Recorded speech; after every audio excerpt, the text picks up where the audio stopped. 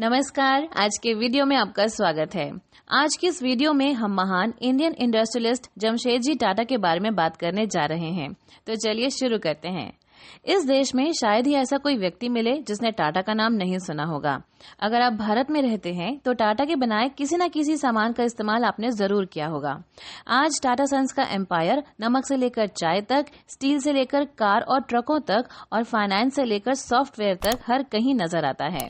जमशेदजी टाटा उद्योग जगत के लिए हमेशा इंस्पिरेशन का सोर्स रहे हैं। उन्होंने अपने सफर की शुरुआत शून्य यानी जीरो से की थी, लेकिन आगे चलकर ऐसे औद्योगिक घराने की स्थापना की जो न सिर्फ 7.5 लोगों को एम्प्लॉयमेंट दे रहा है बल्कि हाई मोरल स्टैंडर्ड्स को भी बनाए हुए है। ऐसे अनेक मौके आए हैं जहां टाटा ग्रुप ने बिजनेस में हुए प्रॉफिट और लॉस को साइड करके देश और समाज की जरूरतों को समझा। आइए टाटा के रूप में देश को बड़ी सौगात देने वाले जमशेदजी टाटा के जीवन से जुड़ी कुछ रोचक बातों को जानते हैं। जमशेदजी नसरवानजी टाटा का जन्म 3 मार्च 1839 में दक्षिणी गुजरात के नवसारी में एक पारसी परिवार में हुआ था। उनके पिता का नाम नसरवानजी और माता का नाम जीवनबाई टाटा था। सिर्फ 14 साल की उम्र में ही जमशेदजी अपने पिता के साथ मुंबई आ गए और बिजनेस की दुनिया में कदम रखा। छोटी उम्र में ही उन्होंने अपने पिता का साथ देना शुरू कर दिया था।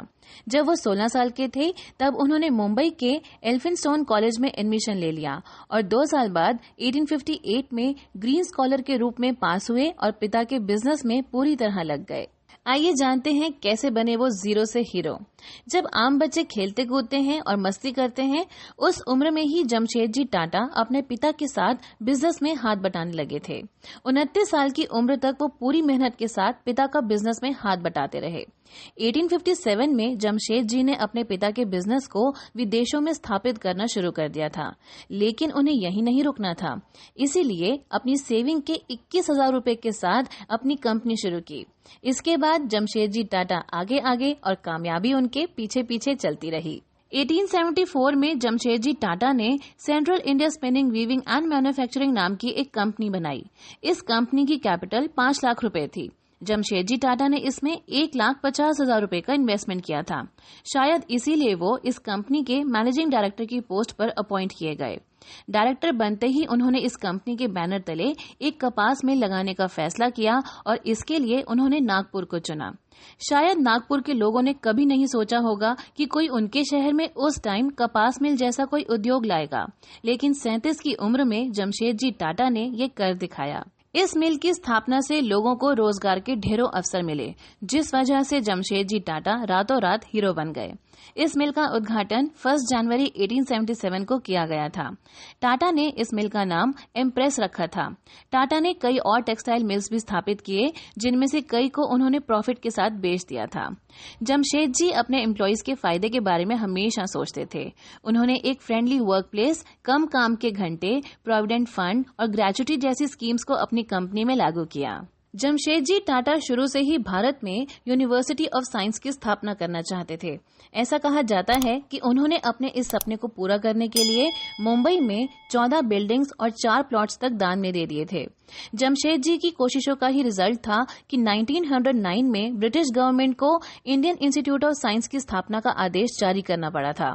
Indian institute of science public और प्राइवेट सेक्टर की पार्टनरशिप का पहला एग्जाम्पल है। इंग्लैंड में रहते हुए जमशेदजी के लिए थॉमस कार्लाइल का एक भाषण जीवन मंत्र बन गया था। इसमें कार्लाइल ने कहा था कि जिस देश के पास स्टील होगा उसके पास सोना होगा। इसके अलावा सुमित के मजूमदार अपनी किताब इंडियाज लेट इंडस्ट्रियल रेवोल्यूशन में लिखते हैं कि 1882 में जमशेदजी ने एक लेख पढ़ा था। इसमें German geologist Ritter von Schwarz ने जानकारी दी थी कि नागपुर के पास चंदा, जिसे अब चंद्रपुर कहते हैं, उस जिले में एक गांव है लोहरा, जहां सबसे बढ़िया लौह खनिज के भंडार हैं। इस लेख को पढ़ने के बाद जमशेदजी ने वहां खनिजों की खदान के लाइसेंस ले लिए। इसके बाद जमशेदजी अपना सपना पूरा करने में जुट गए। हालांकि शुरुआत में उन्हें काफी दिक्कतों का सामना करना पड़ा। उस समय भारत के वाइसरॉय लॉर्ड कर्जन को हिंदुस्तानियों की काबिलियत पर भरोसा नहीं था कि वो कोई स्टील प्लांट भी लगा सकते हैं। इसीलिए उसने इंग्लैंड से कुछ बड़े एंटरप्रेन्योर्स को भारत में निवेश का इनविटेशन दिया। जमशेदजी जल्दी में थे। वो सबसे पहले अपना प्लांट लगाना चाहते थे। उन्होंने अमेरिका के उन शहरों का दौरा किया जहां स्टील के प्लांट स्थापित थे। उनकी खस्ता हालत देखकर उन्होंने अपने बेटे दोराबजी टाटा को खत लिखा, जिसमें बताया कि फैक्ट्री लगाने के साथ साथ वो शहर को भी डेवलप करें, सड़कें बड़ी करें, खेलने के लिए मैदान हो, हिंदुओं, मुस्लिमों और ईसाइयों के लिए उनके प्रार्थना घर बनवाए जाएं। जमशेदजी का ये ख्वाब 1907 में यानी उनकी मृत्यु के 3 साल बाद पूरा हुआ। 1907 में Tata iron and steel company TISCO की स्थापना से जमशेदपुर शहर की बुनियाद पड़ी। इससे पहले ये साकची नाम का एक आदिवासी गांव हुआ करता था। वहां की मिट्टी काली होने की वजह से वहां का पहला रेलवे स्टेशन काली माटी के नाम से बना।